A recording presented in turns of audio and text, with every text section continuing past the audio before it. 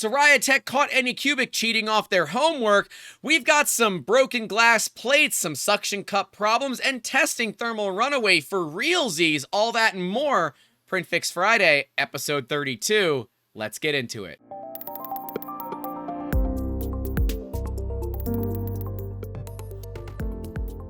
Hey guys, welcome back to the channel. As always, every Friday here, we talk about print fails and the ways to fix them. If you want to get your fails looked at here on the channel, make sure to tag us on all the social media platforms that you want to. You can use the hashtag PrintFix, and we will be there to take a look at it and see how we can make these fails suck just a little bit less. We're gonna start off here with a saga that continues of intellectual property bullshit with Siraya Tech versus Anycubic, where Siraya Tech said, I guess you can copy our homework, just change a little bit, and Anycubic said, no. We then move into thermal runaway getting tested for realsies, and thankfully, when you build your own Marlin firmware, you know that it's safe. From there, we move into Suck-tion Cups and why they're such a problem in the resin 3D printing industry and how to solve them. We got Prusas that are shifting layers so much, we might get Swifty up in here. And then we're finally ending it out with a part that got hungry and decided to eat some glass. But you know what doesn't eat glass? Our sponsor, 3D Musketeers. If you are tired of having failures, we know it happens to everyone. Quite literally, I've had a few of my own this week. It happens. You can reach out to the pros at 3D Musketeers. They have almost 40 printers to make sure that when fails do happen, they can quickly just start it on another printer and not worry about it. The pros over at 3D Musketeers have over 30 years of combined experience helping you make awesome every single day. If you are an inventor that is seeing this technology for the first time and want to get help making your product amazing and getting it to market or even licensed, you can hit us up, the pros at 3D Musketeers. Links will be in the description down below. But if you do want to help out what we do here on this channel, you can kick a couple of bucks to the creator fund over at Patreon, patreon.com/3D Musketeers. And every one of those dollars goes into making these videos better every single day. We're looking to do some really awesome content coming up with 3D scanning, and I hope you guys will come along for the ride with me. And if you want to, make sure you leave a like and get subscribed. It helps the channel grow considerably. But enough of me failing with this call to action. Let's get into the actual fails. First up, I feel like we shouldn't have to do this, but I'm laughing just a little bit, right? We record these videos ever so slightly early, so our editor, Andrew, has enough time to not hate himself by staying up all night to get the videos edited.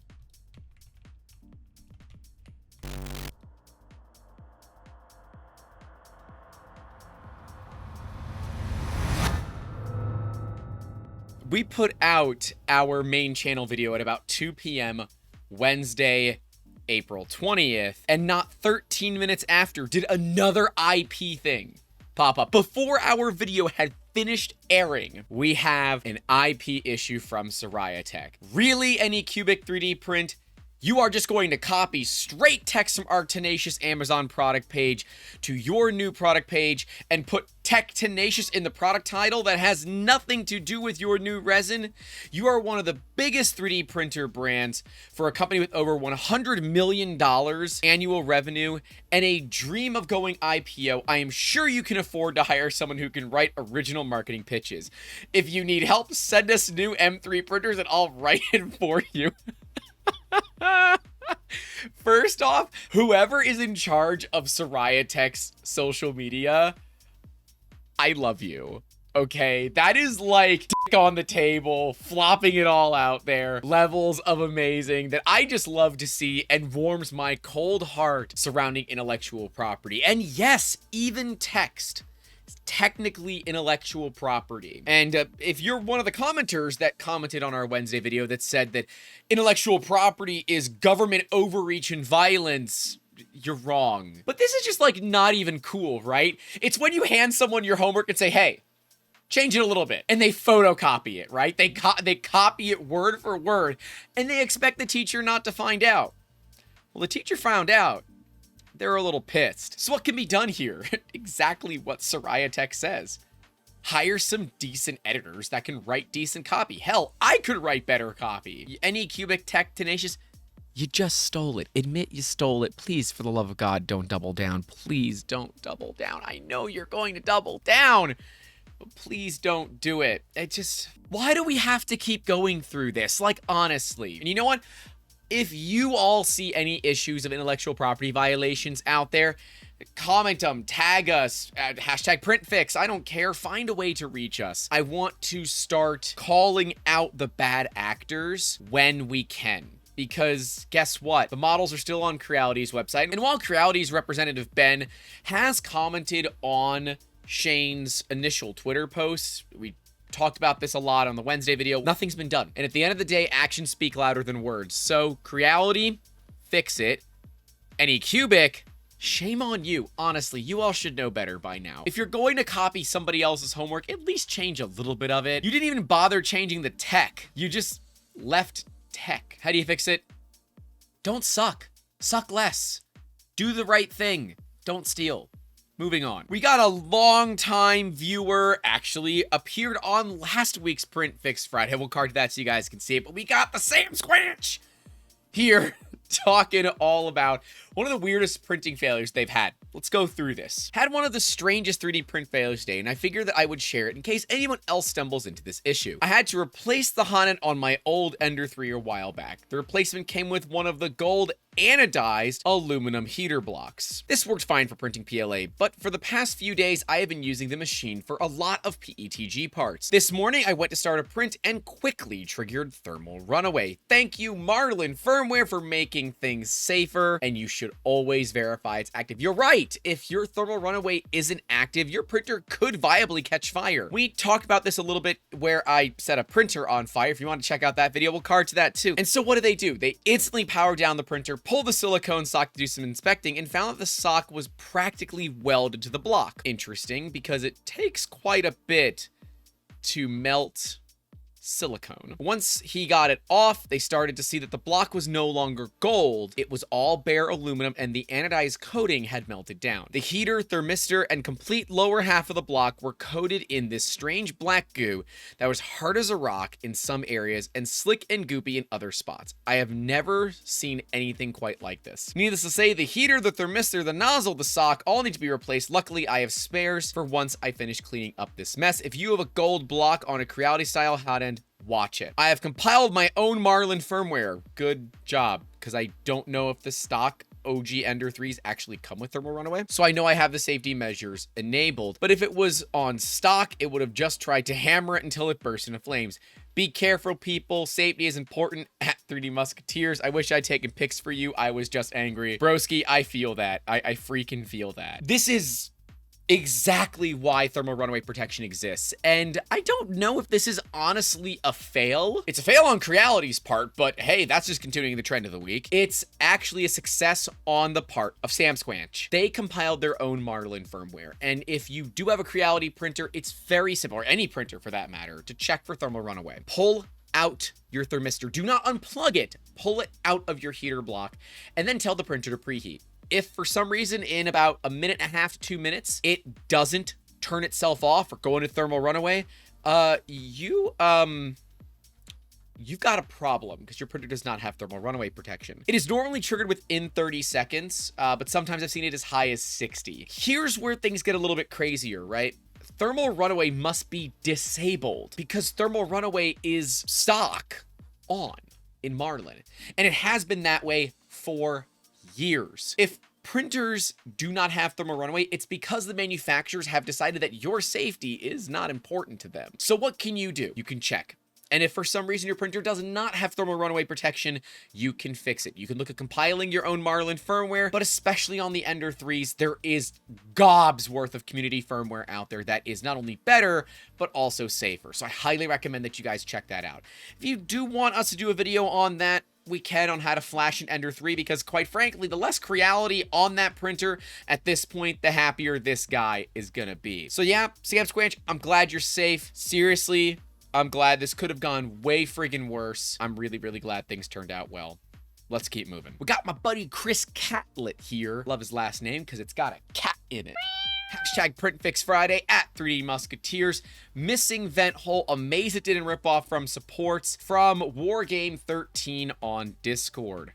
So we had some discussions. I said, wait, there's no air hole for suction issues. This is elementary for parts. And also, why are you not using lychee? Because this is not lychee slicer. That is Chitu box. And actually, those supports are done inside of Prusa slicer.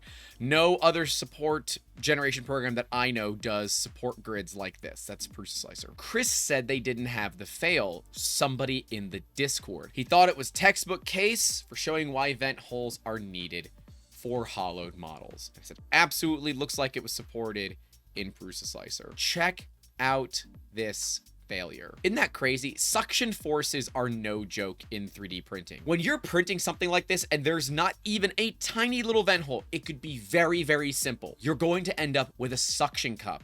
And that will either cavitate or tear. And it appears that this just decided to tear, but not before completely shifting the whole darn print. Thankfully, it looks like this other print is totally fine. It looks like they actually have their settings dialed pretty well, because thin vertical prints like that are very difficult to do. But we can see here in that final photo that, okay, there is some support, but we're missing a hole. So how can you make sure that your models aren't missing holes or missing things that you might need for them to be successful? You can use UV tools. We did a very surface level talk on UV tools. We'll card to the video so you guys can take a look at it. But effectively, UV tools is the cheat code for resin 3D printing. When you're done slicing your file, toss it into UV tools, let it run through its checks, and it's going to tell you what's wrong with your part. Now, it does things like looks for resin traps, and I still don't understand what that is because it occurs like inside of models, but it's not like a suction cup or a hollow area. No, it's like inside of a model that's called a resin trap. It might have something to do with curing. I'm not 100% sure, but otherwise, it looks for suction cups. It looks for pixels that aren't supported, and it lets you do things on a pixel per pixel basis, and it is phenomenal, and it's free. So we'll link to that in the description as well, because that is a great video. And let me know if you want to do a more in-depth look at UV tools. I think there's a lot of value to UV tools as a program, well beyond what we talked about. Making sure you have ventilation holes is really, really important, especially if you're dealing with something that has a hollow body that would eventually create a suction cup. You don't want that. It will create problems. Thankfully, I'm guessing the printer is going to be okay. The other piece printed just fine. So it's pretty much set on just this one piece. But if you're getting these pre-supported STLs from people, you don't really have an easy way to do this. Doing it in UV tools makes it easy. It's pretty great. Seriously, check it out. What? How? Well, I can tell you that your print shifted. So this is a Prusa Mark III or Mark 3S, probably a Mark 3S. We've got some spaghetti, and I just kind of love sometimes how the prints always do tend to find a way. But let's take a look here because it's obviously ran into something and skipped steps. Something to note here. Prusas come stock with skip step detection. How that works is that the stepper motor driver is looking for a spike in amperage. If it sees a spike in amperage, it will pause the print, rehome itself, and keep printing. When you have a bunch of printers on shelves like we do, and you run them all at the same time, we have found that some weird resonances can cause them all to believe that they have errored out at the same time. So I've actually disabled it on our printers, and chances are it's disabled on this one too, because it's normally quite a bit better than that. But I'm seeing some other things here that are a little bit suspect. One, they don't have the wrap on the cable for their bed. The bed thermistor appears to just be kind of strewn all around. So maybe we need to look at a little bit of maintenance there. Make sure that your wires are well constrained. But from what I can tell, this appears to be in the X-axis, like a left to right shift versus a Y-axis shift, which would be front to back. Because I'm not really seeing anything else that would yell at me and say, we've got ourselves a problem here. Now, most likely we've got some filament that is curled up and allowed it to run into something. Let's take a look at what the comments say and see if that's what we got. I can see a huge blob or curl of filament in the back right of that cylinder next to the square bit. Oh yeah, there you go. Print curled and or it dropped a blob that caught the extruder and caused it to miss a few steps. Nice overhangs though. Yeah, I'm going to agree. Pretty much what we got. Thankfully, it was salvageable. Thinking I'm going to buy new belts and thermistors and service the whole thing. Why? This has got nothing to do with belts or thermistors. This back here has a lot to do with thermistors because you clearly don't have it constrained well. And I totally agree. If you're going to do that, replace the entire hot end with a Revo 6. We're going to be doing that coming up here soon on this printer, as it's also going to be getting an upgrade to a brand new hot end fan. So that's going to be something we're going to be doing. Let me know if you guys want to see that thing coming up soon. I can push it up through the ranks. And I agree with VP3D here. I don't normally recommend replacing the hot end and just getting the parts you need, but this new hot end is a major upgrade. The only downside is no hot end nozzles yet, but they are on the way. So how can you deal with this? Well, I think the big thing for me first is understanding if it was a front to back or a side to side. If it was front to back, it's because your cables are constrained like absolute dog shit. Your cables are not constrained at all. There is a cable protector for this. Use it. It's there for a reason. It makes sure that your cables don't get caught on things. And it looks like your thermistor cable might be wrapped around some stuff. So just please take a look at that. If it is on the extruder side, let's take a look at your belt tension as well. Because I've found that the Prusas normally can work through even little blobs. But there is a pretty significant blob back there. I mean, it is quite large and in charge. The rest of the print looks like it had some shifts, but it also appears that maybe your first layer is not as close as one might want it to be. So I'm not 100% sure. I still don't know which way this failed, and that's kind of my issue, is not knowing in which direction that it failed. But I do agree, that's a pretty damn good overhang considering what it did. Yeah, there's some spaghetti there, but a hobby knife cleans that right up, and you might think that that was intended. It's not, but you know what I mean. So what else can be done? I'm not going to recommend replacing belts. I'm not going to recommend replacing thermistors. I'm not going to recommend even replacing the whole damn hot end unless you start going through it bit by bloody bit to make certain that you're only replacing the stuff that makes sense. I really want you to take care of these wires back here. It does scare me because over time that stuff can be a little dangerous, but right now it's probably fine. Step back, cool down. It sucks. We've all had these issues before. Let's get the part rerunning, but before you run it, let's make certain that everything is running the way that it should. And if it is, then you just had a fluke and you move on.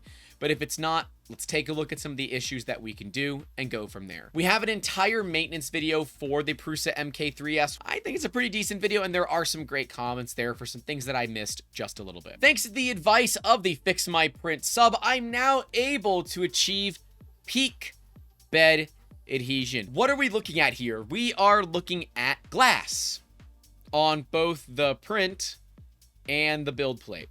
We are also looking at a part that is way too close on its first layer. We are also looking at a part that should have had some glue or something on the surface, and it didn't. They're running an Ender 3 Classic Microsoft Direct Drive. Very nice. I run the Copper Silk PLA non-OEM glass. The glass was so hard to remove from the print. Interesting. And so I would have made the same guess that Virus Farmer did, that this was PETG, because PETG has a tendency to weld itself to glass. It's why we actually say to put either glue stick or hairspray on the bed itself, because that doesn't serve as an adhesion promoter. It serves as an adhesion inhibitor so that you don't get your part welding itself to the glass. Now, this is thankfully not that big of a deal. One, be careful. The glass is really sharp and can cut you, but pieces of glass are really cheap, and you don't have to go to Amazon and go buy the fancy glass. It's going to take 2 days. Call your local glass shop, tell them what size you need. If you're in the United States, give it to them in inches, or they're going to ask you why you need a piece of glass that is 235 inches square, and they should be able to easily cut that up for you nice and cheap. And if you don't mind, spring for tempered borosilicate glass when you can, but minimally at least get tempered, because at least tempered, when it does break, shatters into a billion pieces rather than kind of fragments and can cause damage. I don't think this is tempered glass. It might be, but I don't think that it is. You can actually check by using polarizers, so you can either use like sunglasses that are polarized, or you can use circular polarizers for cameras, and you'll be able to see the pattern of stress inside of tempered glass. It's a great way to easily figure out if your glass is tempered or not. But yeah, a little glue stick would have helped here, but also getting that first layer right would have helped too. I know that that first layer looks, well, like glass, but I bet you on the top side of the print, it looked very similar to a Ruffles potato chip, where you had peaks in between everything because you were so damn close to that glass plate that you were physically fusing that PLA with the glass itself. It's a bummer. It happens to all of us. I've had it happen a couple of times. As long as you don't hurt yourself with the glass and you don't end up having pieces of glass all over your floor, it's a really cheap error. It happens to the best of us. Apply a little glue stick next time when you're still testing. That way the parts can come up relatively easily, and I think you'll be just fine. But anyways, guys, let me know down in those comments what you think of these fails and my fixes for them. I'd love to know your thoughts and opinions as we try to make this series better every single week. But that's all I have for you guys today. Stay safe out there. Stay savage. Don't forget to call your loved ones. And as always, keep making awesome. Have a good one. PrintFixFriday! 32? I think this is 32. Hey, thanks so much for watching this video. If you are looking for something else to watch, right below me will be the entire PrintFixFriday series, and right next to that will be the entire printer maintenance series. And a huge thank you goes out to all of our Patreon and YouTube channel member supporters, whose names are listed right next to me at the $5 tier and higher. If you are looking to get your name amongst those elite Musketeers, you can do so by supporting us over at patreon.com/3D Musketeers. I will see you guys down in those comments, and in the next one, take care.